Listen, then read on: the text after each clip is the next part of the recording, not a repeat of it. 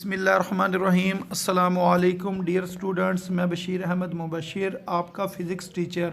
आज हम first year physics की बुक में से जो चैप्टर नंबर 1 है उसकी एक्सरसाइज के जो शॉर्ट क्वेश्चंस हैं उनको समझेंगे।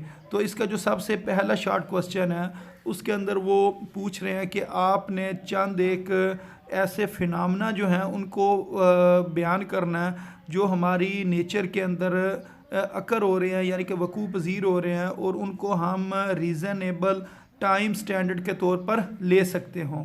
तो ये क्वेश्चन कुछ इस तरीके से लिखा गया कि name several repetitive phenomena occurring in nature which could serve as reasonable time standard. अब वो कौन कौन से फिनोमेना है जो हमारे नेचर के अंदर हो रहे हैं, तो उनको अब हम डिस्कस करते हैं। तो हम कहेंगे कि एनी फिनोमेना, ऐसा जो phenomena that repeats itself in equal interval of time is taken as time standard. ऐसा कोई फिनोमेना या अमल जो अपने आप को रिपीट करता है और इक्वल इंटरवल के बाद, यानी कि सेम टाइम के बाद वो उसको क्या करे जी, रिपीट करे। इक्वल इंटरवल ऑफ टाइम का आपने इधर जिक्र करना, तो उसको आप टाइम स्टैंडर्ड के तौर पर ले सकते हैं। अब वो कौन कौन से फिनोमेना है तो उनको बारी बारी डिस्कस करते हैं। जो सबसे पहले है वो है natural periodic movement. Natural periodic movement किसकी हो सकती है? मसलन स्टार्स एट नाइट, तो रात के वक्त जो सितारे हैं ये हर रोज़ एक ख़ास सीमत से चल कर दूसरी तरफ जाते हैं, तो इनों की रात को हर रोज़ जो मूवमेंट है वो सेम होती है स्टार्स की। तो चंद एक जो स्टार्स हैं ना उनकी मूवमेंट सेम है हर रोज़, तो उससे हमें पता चलता है कि अब सुबह होने वाली है या रात का कितना टाइम गुज़र चुका है।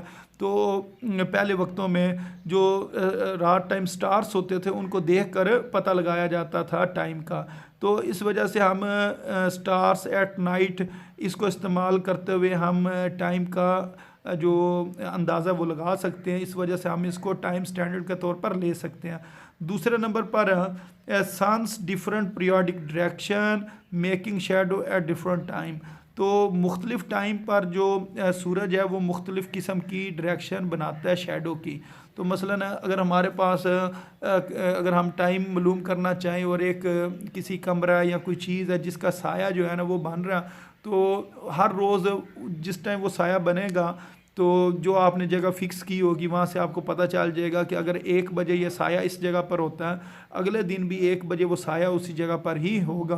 तो इस तरह हम जो सूरज है उसकी जो उसकी वजह से जो साया बनता है उसकी वजह से हम मुख्तलिफ़ जो टाइम्स हैं उनका पता चला सकते हैं। इस वजह से हम कह सकते हैं sun's different periodic direction making shadow at different times. तो इस वजह से हम इसको टाइम स्टैंडर्ड के तौर पर ले सकते हैं।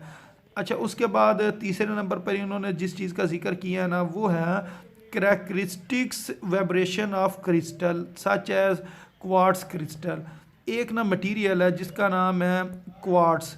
तो ये जो क्वार्ट्स है ये असल में एक ऐसा मटेरियल होता है, अगर आप इस मटेरियल को इसके ऊपर आप किसी चीज़ से कोई आप इसको मारते हैं, इस मटेरियल को मसलन हथौड़ी के साथ इस मटेरियल को अगर आप मारते हैं तो इसके अंदर ना करंट पैदा हो जाता है। यानी कि अगर आपने उस मटेरियल के साथ तारें लगाई हों तो उसके अंदर क्या हो जाएगा जी, करंट पैदा हो जाएगा। मसलन तारों के साथ आपने बल्ब लगाया हुआ है, तो जैसे ही आप इस मटेरियल को मारेंगे तो करंट पैदा हो जाएगा।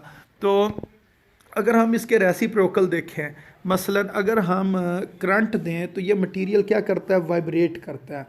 तो अगर इसको मारें तो करंट पैदा होता है, और अगर हम इसको करंट दें तो ये क्या करता है, मटेरियल वाइब्रेट करता है। तो इसकी जो वाइब्रेशन है वो हमें पता होती है कि ये 1 सेकंड में कितनी बार वाइब्रेट करता है। तो क्योंकि इसकी वाइब्रेशन का हमें पता है कि ये 1 सेकंड में कितनी बार वाइब्रेट करता है, तो इस वजह से फिर हम इसको टाइम स्टैंडर्ड के तौर पर इस्तेमाल कर सकते हैं।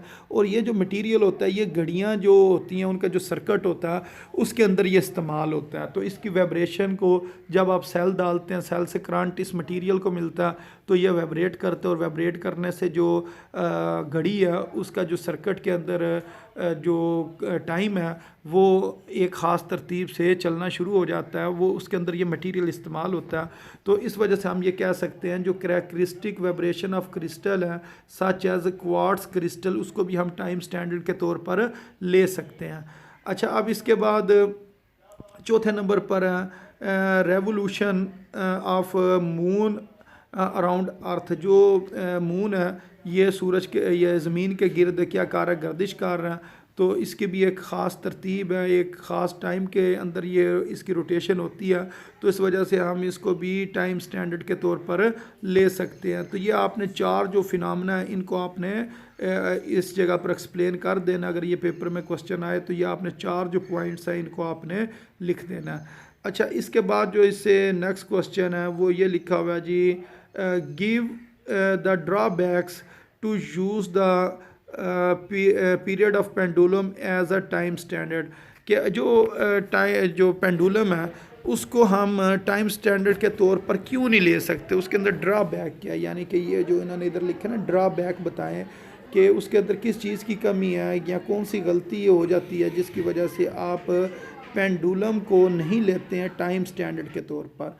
तो इसका आंसर आपने ये कहना है, आपने कहना है जी हमारे पास ये जो फार्मूला है ना टाइम पीरियड का पेंडुलम के, इसके अंदर स्क्वायर रूट के अंदर अगर आप देखें ना, एक एल है और एक क्या है, जी है।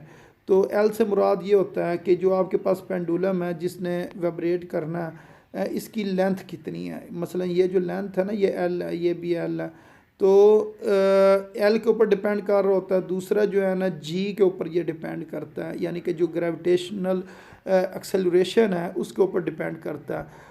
अब मसला ये है कि ये जो जी की वैल्यू है ना ये चेंज होती रहती है।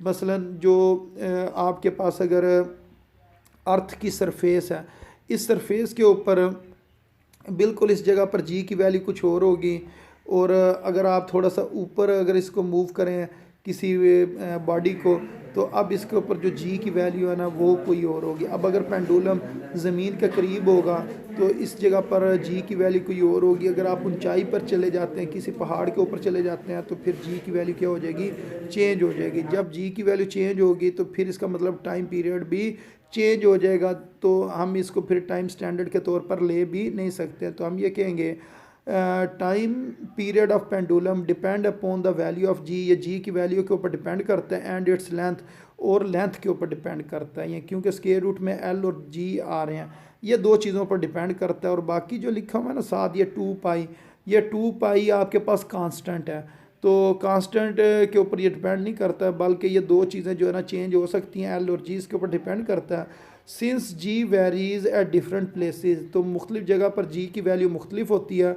So this can not be good standard, तो हम इसको एक अच्छे स्टैंडर्ड के तौर पर नहीं ले सकते हैं। दूसरी वजह जो उन्होंने बताई है वो ये बताई है कि the pendulum should be free from frictional effect. जो पेंडुलम है ना उसको फ्रिक्शनल इफेक्ट से फ्री होना चाहिए, मसलन उसके अंदर फ्रिक्शन नहीं होनी चाहिए, वो बड़ी आसानी से मूव कर सके।